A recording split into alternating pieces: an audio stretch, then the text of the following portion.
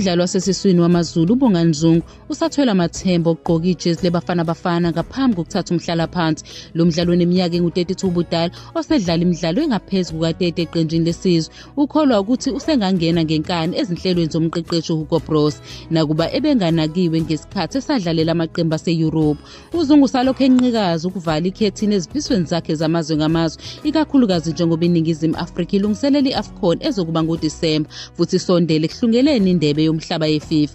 Lo mdlalo wasesiswini udlala ibhola enethemba lokumela izwe lakhe. Ujabula ukuba seklabhini futhi udlala kahle, lokho kumenza azethembe ukuthi uma nje esebenza kanzima futhi ehlale umqemane angazuza noma yini. uBroos akabafuni nokubabona abadlali abadala, kodwa isinqumo sakhe sokuphikelela noThemba Zwane siyamkhuthaza uZungu.